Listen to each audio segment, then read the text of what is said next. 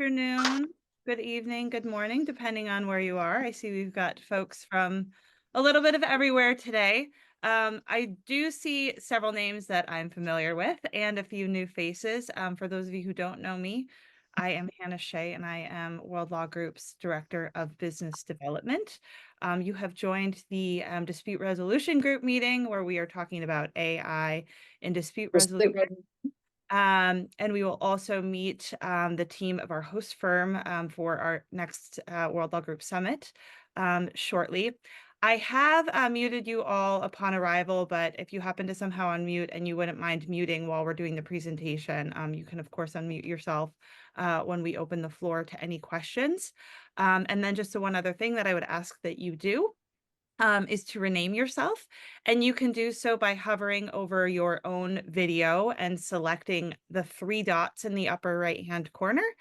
Click on that and there's an option to rename to please include your firm name. As you see, some folks have already done. If you can't figure out how to do that or having an issue, please feel free to send me a chat message and I am happy to help you do so. We do encourage questions to the host firm presentation and also participation in the discussion. So you are welcome and we encourage you actually to turn your video on. With that, I'm going to go ahead and hand it over to Wendy Lin, who is from Singapore and one of the co-chairs of the Dispute Resolution Group. Wendy. Thanks, Anna.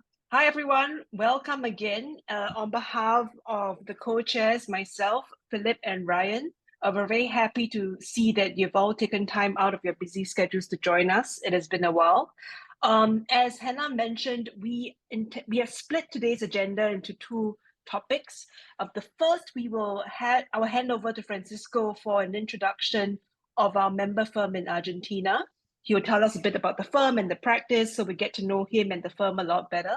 The second part is we will then turn over to have a discussion on AI in dispute resolution, right? I mean, I can see now on the screen there is the word Harvey, right? So it's part of our lives now, right? It would be great to hear from all of you, and maybe you can take some time to think about what you can share in respect of how you have used AI in your practice, the kind of issues that you see might crop up in terms of AI and disputes going forward. With that, let me just hand over first to Francisco. He's going to give us a presentation of about 10 to 15 minutes about the firm. And then we can spend about 5 minutes on questions, if any, before we move over to the discussion on AI and dispute resolution. Francisco, over to you. Wendy, thank you very much for the introduction. Good morning to everyone. My name is Francisco Gamauer, and I'm a partner at Bruju and Funes Rioja. With us is also Martín Beretervide, that he's also a partner in our firm. Today, I'm honored to present you an overview of our litigation, arbitration, and bankruptcy team. Our firm is recognized as a leading law firm in Argentina, providing a full range of highly and specialized value-added legal services.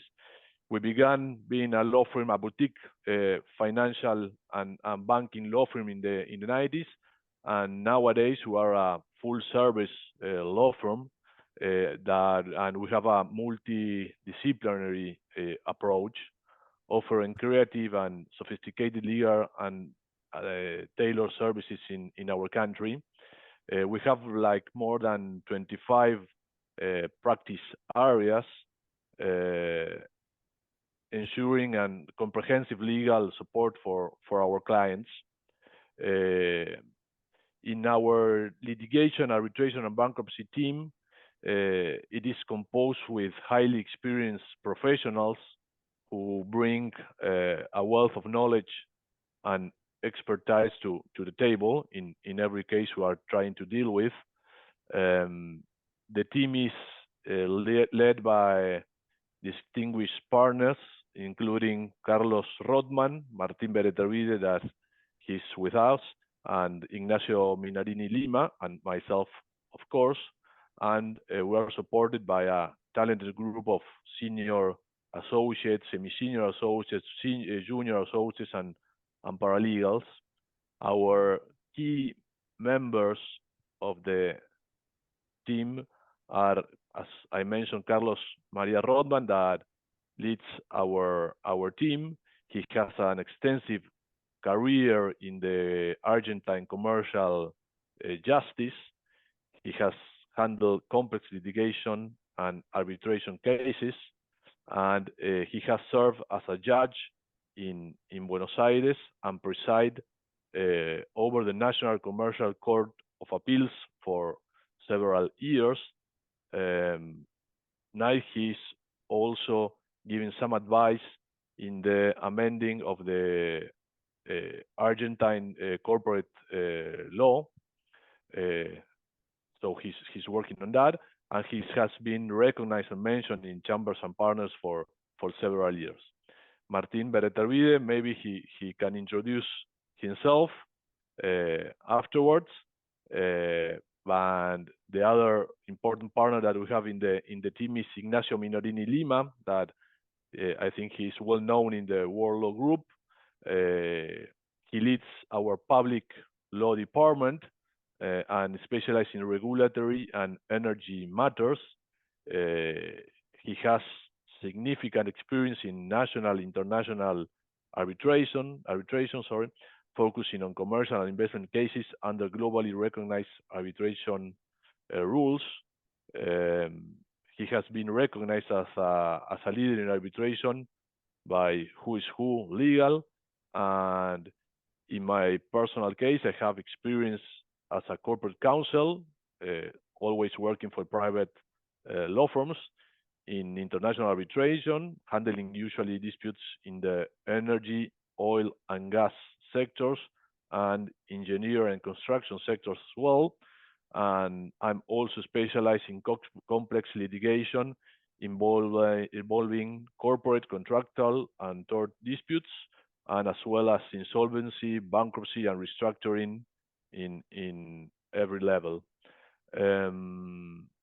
Usually, well, here we have the pictures. Martin, maybe you can introduce yourself.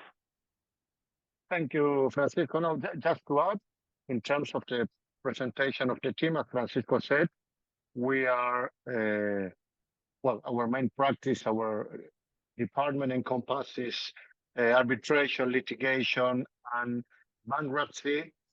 And in addition to those three practices, we can also mention consumer law, which is a practice that has been growing a lot in Argentina within the last, let's say, 15 years, because of massive class actions that some NGOs or alike have brought and are still bringing against financial institutions, insurance companies, retail companies. Of course, we are on the side of defendants, but it's a practice that, in addition to the ones mentioned by Francisco, it's worth mentioning because perhaps it's not our core, but it's something that we have been. This practice has been occupying us a lot within the last years, and it's a practice also in which we have been recognized in Chambers ranking as well. And of course, as I said before, we are always focused on defendants, especially financial institutions, banks, etc. Having said that, regarding myself and background and experience, I joined Brushu 16 years ago after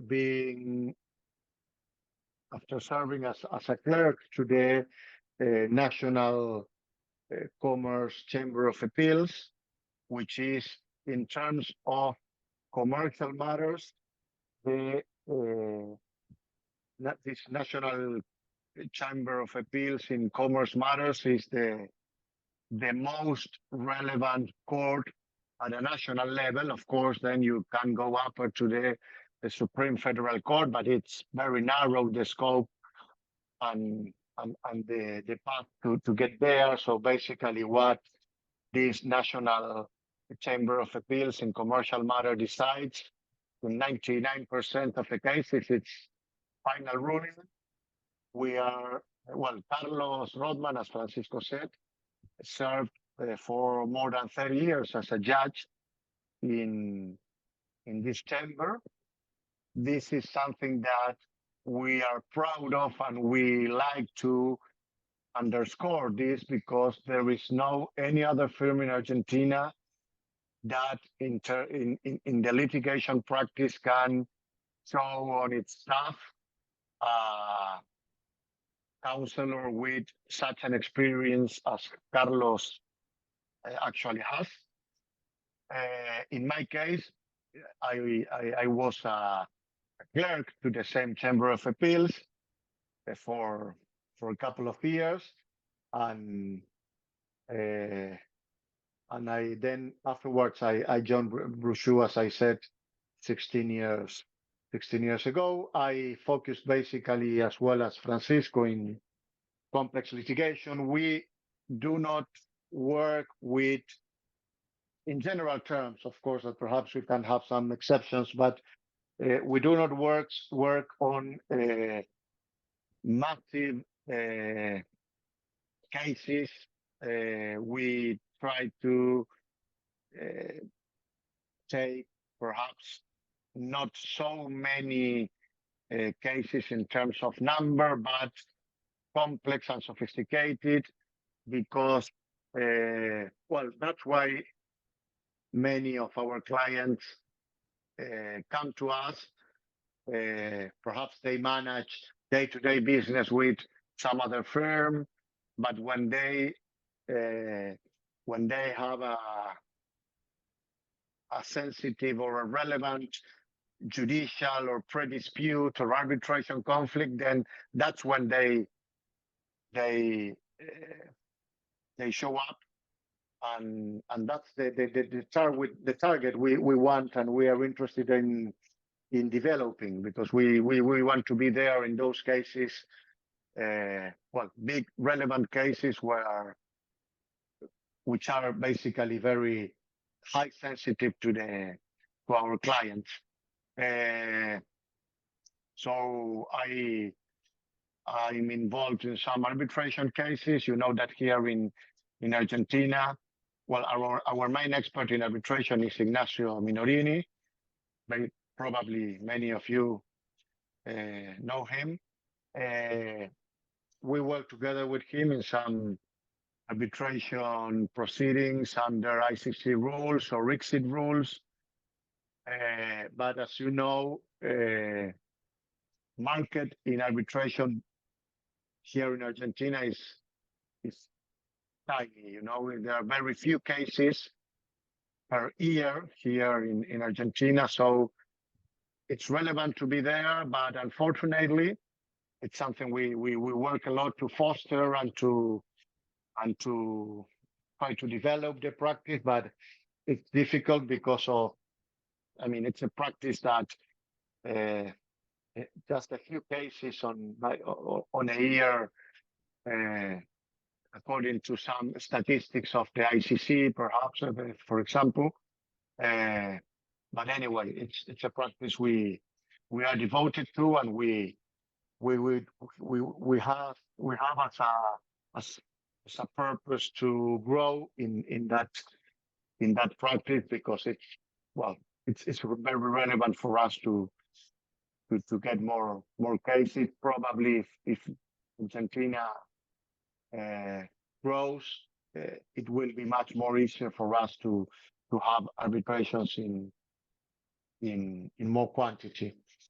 In addition to that, and going to insolvency proceedings, bankruptcy, where Francisco is also an expert in that practice. We have been involved for the last 4 years on behalf of the steering committee of national and international financial institutions on the two main insolvency proceedings probably in history of Argentina judicial insolvency cases. And it's another practice that we are very well considered in, for instance, in chambers where we reach tier 1 or other publications. So basically, Francisco and I, we both work in like manner in complex commercial litigation, either under an arbitration proceeding or a judicial proceeding, insolvency matters, and consumer matters as well, as I explained before. So we try to, within our practice, encompasses the most possible practices, including pre-dispute advice to our clients that perhaps are thinking to get into a litigation. And we try to avoid that, because you know that litigation here in Argentina is expensive, and it takes several years for a case to be finally adjudicated by a court. Normally, relevant cases end up in an agreement, in a settlement. But perhaps one manner to add value to our clients is to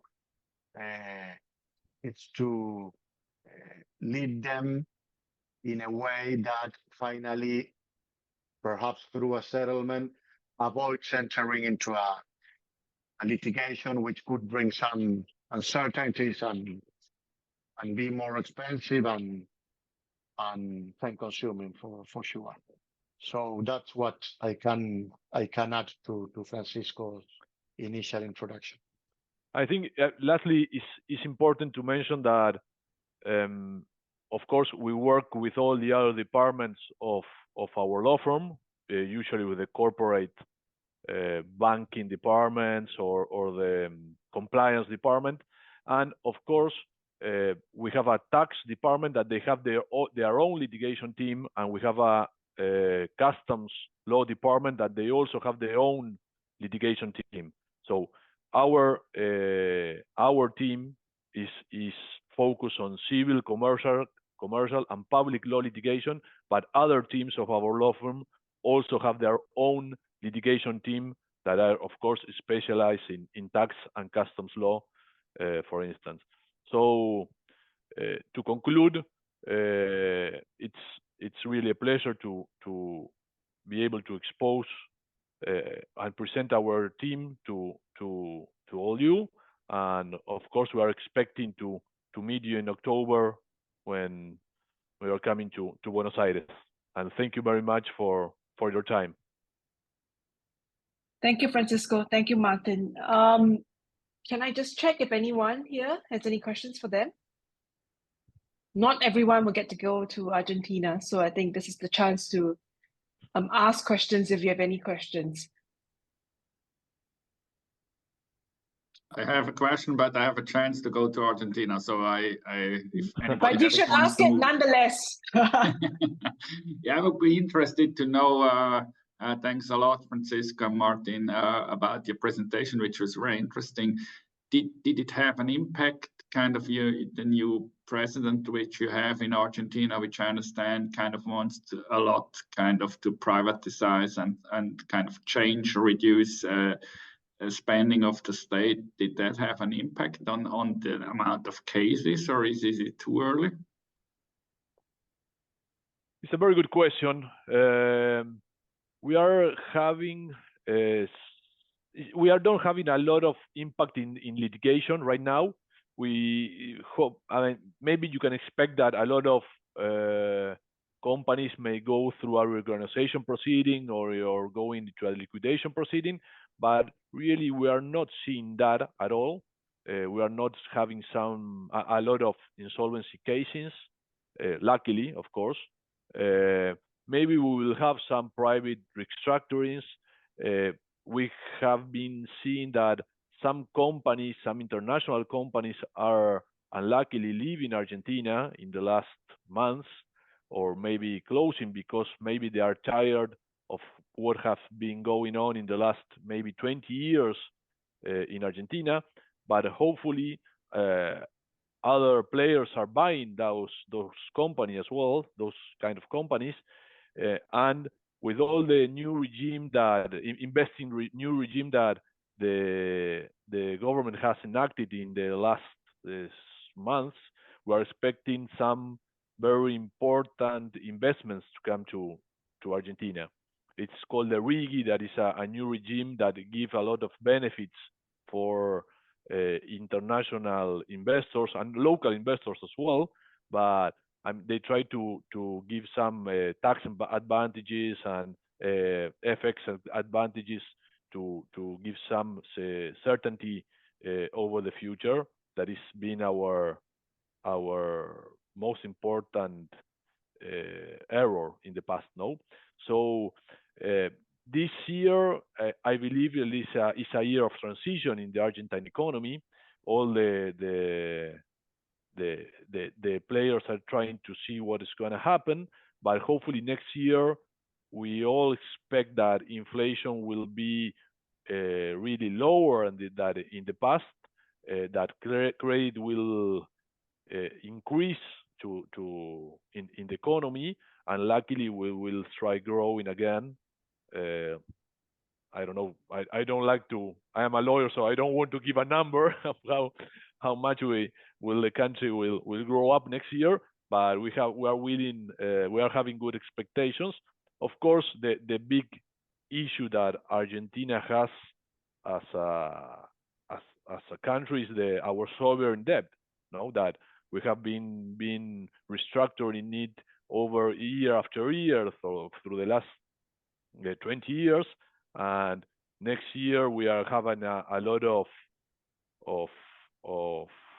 due dates to pay, and we have a lot of payments to do next year. So that's gonna be a huge issue for us and for the government as well. But of course, it depends a lot of the negotiation with the IMF and what is going to happen there. But at least Argentina is changing, you know. I mean, the having the deficit or killing the public deficit was a huge decision that the government is taking in practice, and that was impossible to do in the years before, no. So we are having a recession this year, but hopefully next year Argentina will be able to grow up again. I don't know, Martin, if you have a similar view or No, more sure. optimistic or pessimistic. You never know. No. It's of course it's not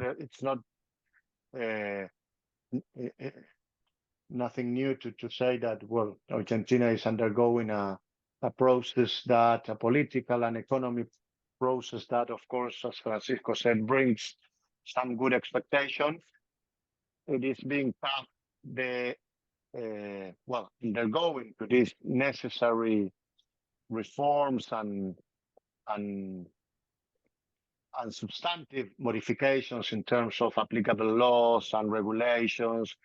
But government is doing well in the terms or within the scope. They have the ability to do it, because of course they at the same time have a need to lead with Congress, and they have some political limitations as well. But outcome for these, let's say, 10 months this government has been in office, from let's say macroeconomic perspective, I think it's favorable and positive, and that is what shows perhaps some good expectations for the future. But of course, it's something that there's a lot of hard work to do still, and probably by next year the expectation is that economy will begin at least softly to grow, and the business climate will probably be much more better than the one today. Thanks, Martin. Tony, did you have a question? I saw that you raised your hand. Yes, thank you very much. Good morning, good afternoon, good evening, everyone. Thank you, Martin and Francisco, for the very interesting presentation. My question is about arbitration. You mentioned that the market is not as good as it used to be, but of course Argentina is coming back, which is very good. We're all rooting for you guys, of course. You mentioned that some investors left. Some new ones are coming in. My question is, are you including arbitration clauses in all of these M&A transactions, and what arbitral institutions are you using the most? Thank you very much again. That's a good question, because actually this government, even when our law provides, and this is not something new, but it's a law that has several decades, but our law provides and contemplates that arbitration can be an option for commercial disputes of the Argentine state. What this new law that has been enacted a couple of months ago, which is called the Ley Bases, what brings new and it's very interesting is that this law clearly stipulates that all disputes that might arise from this regime Francisco was explaining, that is basically to capture local, but basically foreign investments. Any dispute within the scope of those investments, according to this law, will be addressed by an arbitral tribunal, which could be ICSID if applicable, because of course you will need there some treaties in place. It depends on what the country is, the one that investor belongs to, but the law also contemplates that these disputes with the state and an investor can be solved by ICC rules and under an ICC arbitration, and there's PCA rules as well. So there is a menu and different options. But what is relevant is that this law clearly backs arbitration as an adequate and appropriate way or mean to solve disputes, including the Argentine Republic. This is something perhaps new in terms that we have a recent law that fosters a lot arbitration as an appropriate mechanism, because it's what investors look for. Because as I said before, a litigation in Argentina, I mean, an investor wants to litigate at the courts of the country they are suing, and this is a way to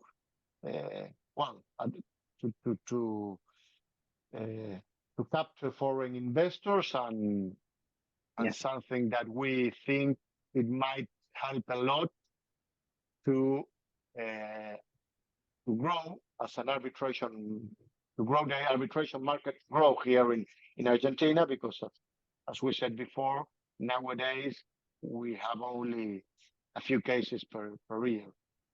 Yes, something similar happened in the 90s, where we had exit rules and the crisis of 2002 give place to a lot of arbitrations against Argentina, no? So this is included more open, because you can choose which kind of arbitration you can pick, no? Of course, Argentina has a long track record on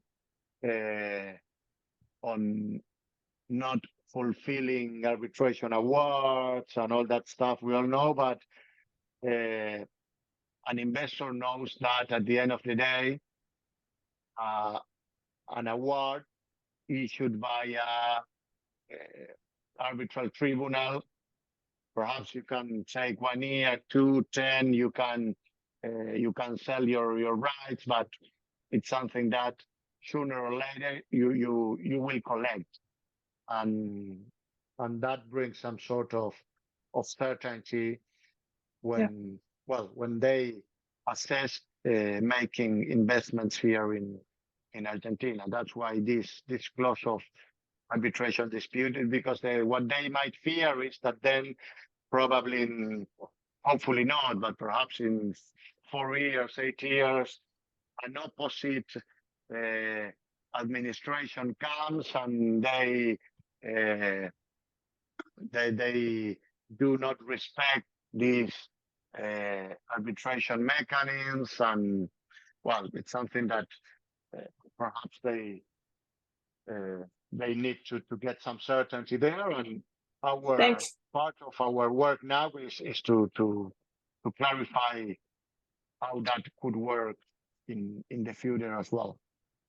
Thanks, Martin. I think this topic of ISDS, we can probably spend a lot of time, and maybe it's the topic for the next DR group.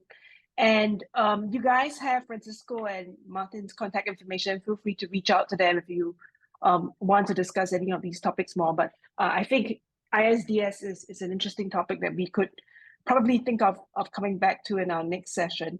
But I do want to move on to discuss now about AI and dispute resolution. And the reason why we thought this is a timely topic to talk about in this broader group across so many jurisdictions is, I mean, we can't avoid it, right? I mean, at least from here in Singapore, every speech given by the Chief Justice, by the judiciary, by the ministry, they are telling lawyers, you have to,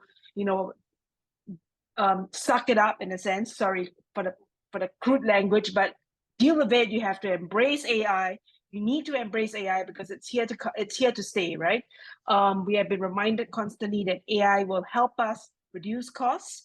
It would help us manage the inefficiencies in our practice and allow us to do the higher value work, right? So it's here to stay. I think at least in the Wong partnership, we have recently signed up, and we are the first firm in Southeast Asia to sign up with Harvey to try to work out how we can use generative AI to help us with our practice. So we thought it would be great to talk about two things with all of you here. I mean, first is if you can share your experience with AI. Have you been using it in your dispute resolution work? If so, how? I think it'd be great if you can share and we can hear from all of you what you're actually putting AI to use in terms of your practice. Second topic, if we have time, right, I think it might be helpful to talk a bit about trends that you see going forward. I mean, do we see what kind of disputes you see possibly coming out of the use of AI, for example, right? But let me start with the first one, first topic, right? Can I just go around here? And please feel free to share on your experience so far in terms of using AI in your practice.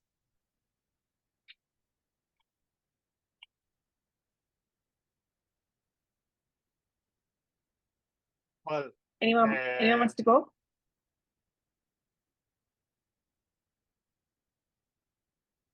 So yes, I can start.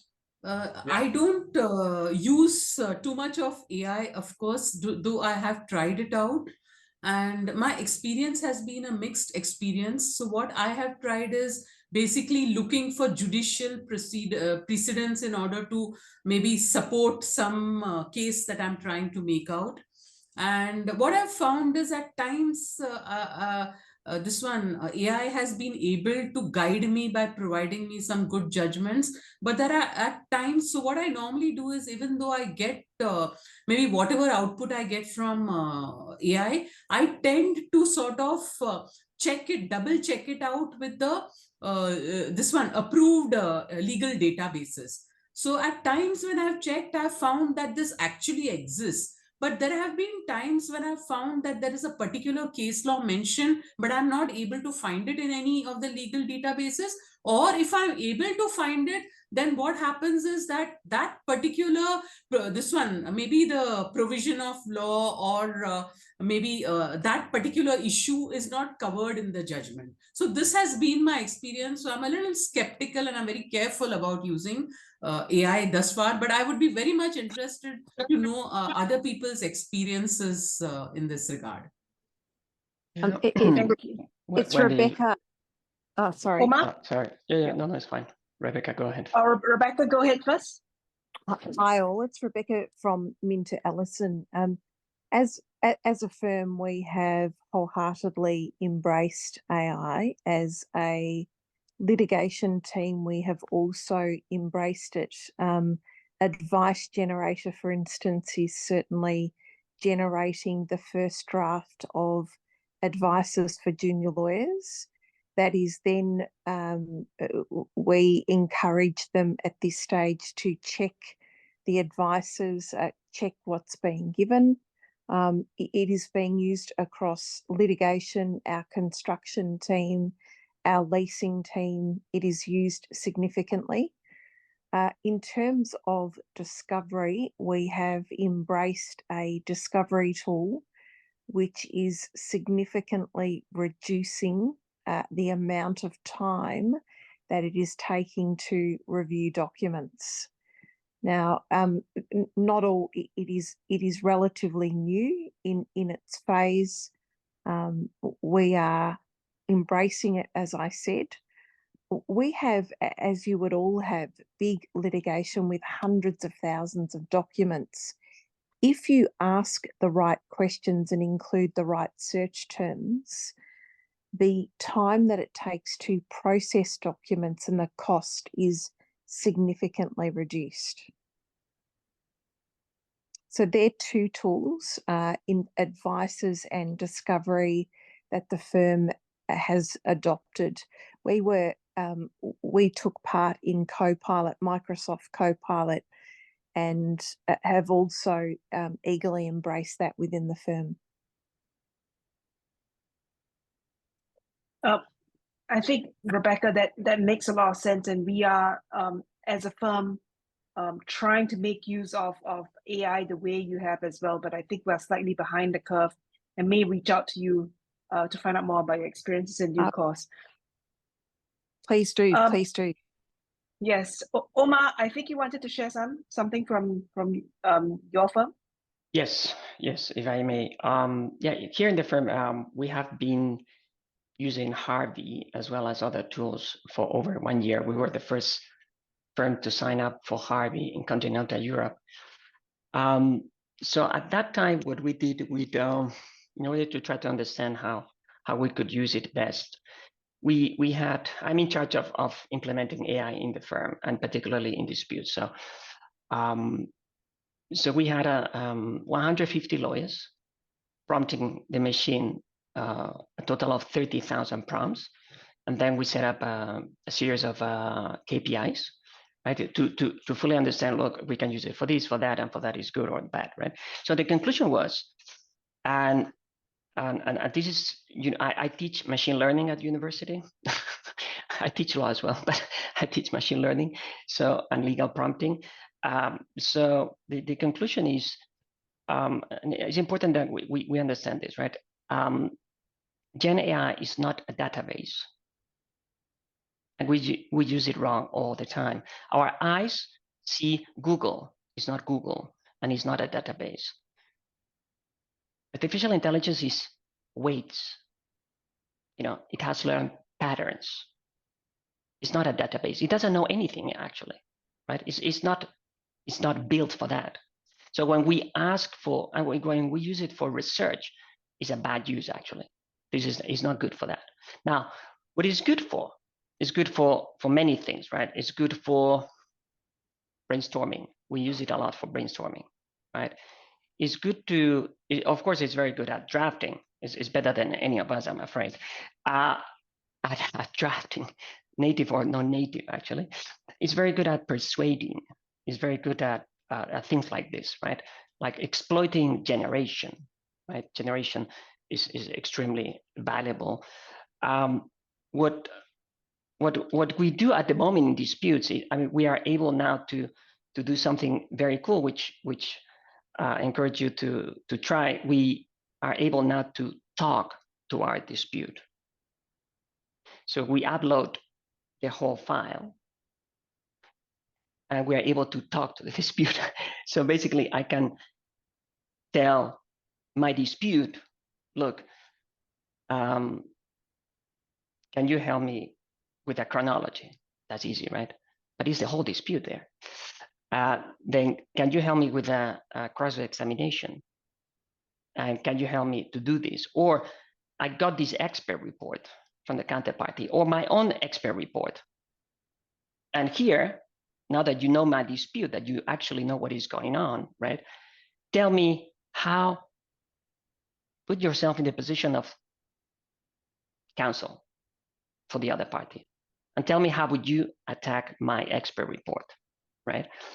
And do that with leading questions, and do that in order to make sure that he or she feels really uncomfortable.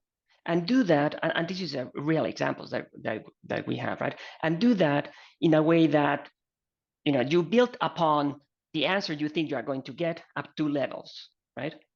And then you can build on and on and on and on and on, right?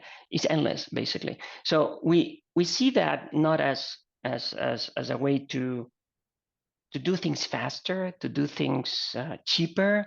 We do, I mean, the way we use it is to augment what we do, right? The final result is better, if you like, right? So that's what the work we are putting on this. This is for disputes, right? For Yeah. You can imagine many other uses for corporate or tax, right? So Omar, do you brainstorm like case theories with the AI? So I tell the AI, look, this is my case. You have seen all the materials, everything, the whole thing, right? And this is what I think, right? I would approach it this way, but I want you to analyze. And generation is almost for free. You need to understand this, right? So you don't need to ask for, give me, you know, your views on this. No, come up with 10 strategies to completely break my argument, right? And when you have done this, I want you to rank yourself, your arguments, and then stay only with the best 3 and tell me how you rank them, right? And now that we have 3, I'm going to work with you to understand why you think this is going to break my argument, right? So if not that in Harvey we have a system like you can happen, you know, you can ask and the machine answers, right? They have changed this like 2 weeks ago. So you can do that iteration, right? So it's basically endless, right? And yeah, I mean, I can go on forever. Basically, I'm a very big fan, right? As you can tell. We know who are the experts to turn to. Jamie, over to you. Yeah. Hi. Hello, everyone. It's a pleasure to meet with you all. My name is Jaime Claro, and well, here along with Cristobal Melo from Urenda Recoleto Rego Idor, a mid-sized full-service law firm based in Santiago of Chile. We are really thankful, and we appreciate a lot these instances and these meetings because, well, as a firm, we're committed to delivering tailored solutions for complex disputes in both domestic and international settings. So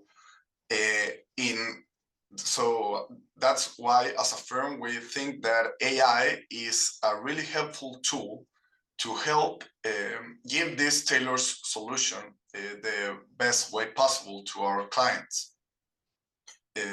As a team, we have not defined yet a formal or strict policy regarding the use of AI.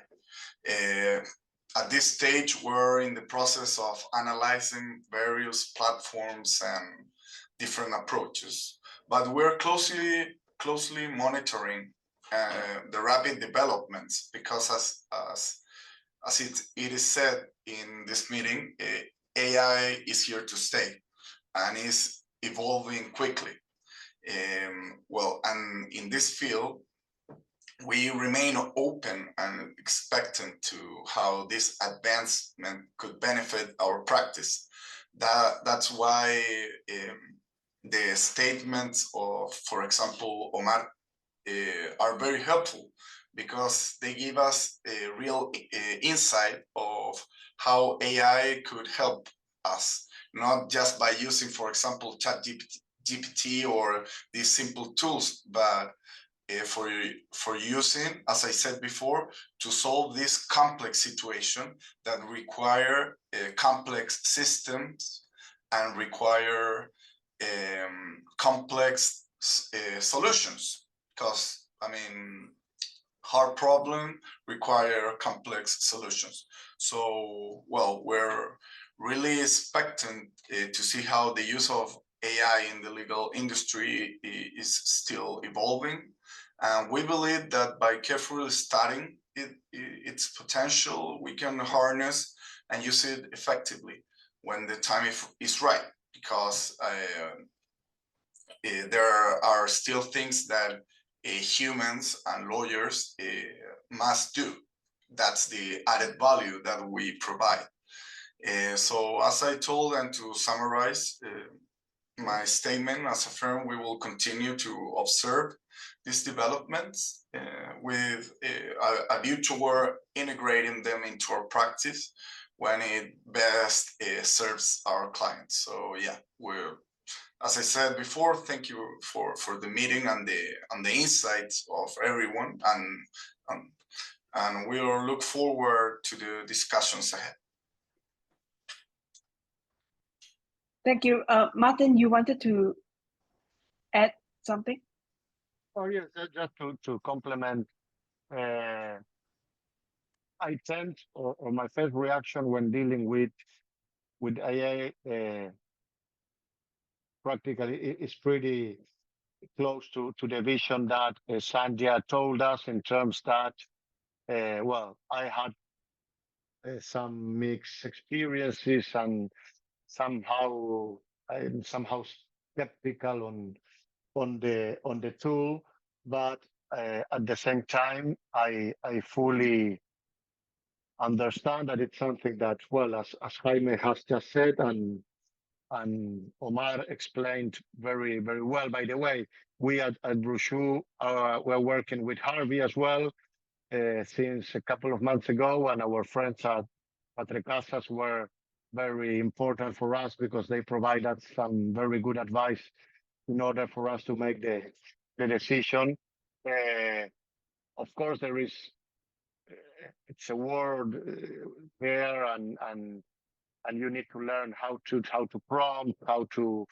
But my experience so far is, I mean, it's something that perhaps a bit skeptical, but for sure, I'm not making a good use of the tool, and I think it's very important what Omar has just told us, in terms that we shall not see Harvey or whatever system as a competitor, or just as a mean to do the same things in faster and cheaper. It's something that we should take advantage of by, well, making him helping us to think, and to order our thinkings, and to, of course, to improve, to help improvement on juniors lawyers. But it's a nice challenge, and we are on the way working with Harvey as well, the same that Cuatro Casas. I think I'm definitely going to call on Omar, and I'll let others in my firm know about that as well, both Omar and Rebecca. I mean, we're just starting to use AI. Recently, I fed judgment into Harvey and to ask Harvey to come up with potential appeal points. I would was happy to say that it actually came out of a few that overlapped with what we were thinking of, and I found that to be very impressive. And we haven't even started really prompting it as much as you guys have. So that was pretty positive, at least. I mean, so I can see how it could be useful for brainstorming. Any other thoughts from anyone else? Otherwise, I will pick up on something Tony has posted in the chat, right? Which is, sorry, Tom, do you want to go first? Yes, Wendy, sorry, just for but this is of interest to everyone, a little bit of balance from a UK perspective. So I think my firm, Gowling, from a litigation perspective in particular, are very much sort of in the middle of a lot of these positions. I think we're taking a comparatively conservative approach to firm policy at the moment in the context of advice to not be using generative AI to do our advice, but we are using technology much more in the context of what we call disclosure, what you call discovery, and using it in that context, and also around early case assessment. So there's nothing I'm saying here that's particularly novel. It's been fascinating to hear the different perspectives, but when you're canvassing views, I thought it might be interesting to know perhaps a predictably conservative approach from an English firm.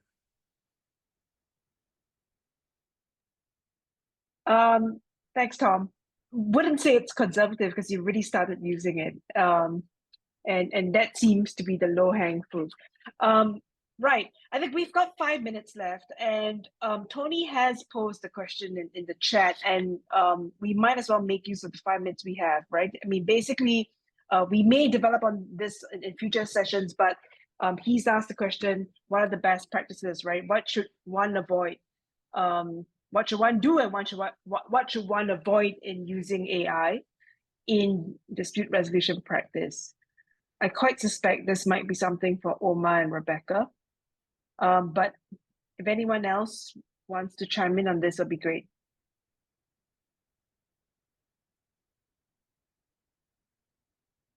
Yeah, I can support with what Omar has said based on my limited experience. It's also kind of like if you see it as a kind of a research tool, so far it's not there. There are some announcements in Switzerland that they want to combine it with kind of the research tool which we have, which is something like LexisNexis in the US, like a Swiss version. So if they combine it like that, then it could obviously go to a different level. But so far, it's also my experience that yes, you can use it for this kind of exercises which Omar has mentioned. It can be really helpful here. However, we kind of did that nearly a year ago, like as an exercise, a couple of CMS firms, and it was interesting because many teams they asked. We used Harvey and some other systems. What is their view? They also asked about the briefs and what are the strong points and the weak points, and they asked which position is better.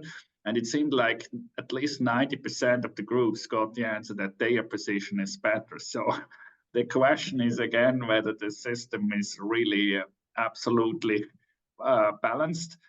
But yes, to collect ideas there, I think that's really where at the moment, in my view, it's the most interesting tool. And of course, also if you're not a non-native English speaker, it also kind of you can use it to improve your briefs. But of course, then you have to make sure that it's a confidential system so that you don't kind of violate any rules on confidentiality. But I really think, Wendy, I would love to have a bit a longer presentation by Omar in the next meeting or so, because he really gave a lot of food for thought during his short presentation. Really like that a lot. Yeah, I think. Sorry. But I've got some thoughts on training of staff, particularly junior staff who are coming into an environment now, junior lawyers coming into an environment now where you can use advice generator to generate an advice. The issues that you find if you're not policing it and too careful is that they consider that to be a substitute for doing the real grunt work. And what we don't want to be doing is taking away from a generation of lawyers the ability, or not giving them the ability to actually do the thinking themselves. And that is something that we are very conscious of. And at the start, you would get lawyers who would deliver something without checking it. If it was an advice and an adopted legislation, oftentimes there were misquotes in the legislation that weren't checked. The importance of building into a lawyer's mind and everyday activity that they really need to check. It is not an overall substitute for thinking. Certainly with litigation, it's very strategic, as we all know. It's never going to give you that input. Exactly. So and I think it's not, that's right, Rebecca. And I think it's not just checking, right, but also training them to tailor the advice to the client's specific needs. Because I don't know if you've come across that, but I had a client feedback to me that he received an advice from a law firm I shall not name, and it seemed to him that it was just generated from AI because it set out a lot of case law and a lot of the law, but didn't really apply the law to the facts of the case and didn't advise on steps going forward. So I think that's obviously something we'll need to train the lawyers to look out for as well. I think, Philip, maybe what we could do for the next session is to get Omar, Rebecca, and other members who've got a lot of experience using AI to actually show us the nuts and bolts of using it. Because I think many of us here know in broad sense it's good, but don't really know what we can do with it. So it's a topic for possible topic for the next session. We'll be happy to. Yeah, that would be good. It will be probably not be this year, like January or early February, probably. But it's to tell us. But I think it's might be early next year. But I think it's still early enough, and I would be really love to have such. I think it's great, and I think we should all encourage our maybe senior associates or junior partners to attend the session, because I think they tend to be the ones who take the most out of sessions like this. Excellent. And if there is anybody else from you who would love to be on participating in such a group to give more insights, please say now or reach out to us after the meeting. Or also if there is somebody else in your firm which you believe would be the right person because he is kind of particularly knowledgeable about that, it's really interesting. Great. I think we have reached our hour, slightly passing it. So most of you need to get back to work, except for those of us in Asia, hopefully. Right? So, so I think we'll bring the session to a close. Still a lot to talk about. So for those of you who are going to be in Argentina, have a good meeting there. Otherwise, hopefully we'll see all of you again in our next session, and perhaps more of you. Do encourage more from your firm to join us, so more of us get to know more of us, right? And we can really grow the group.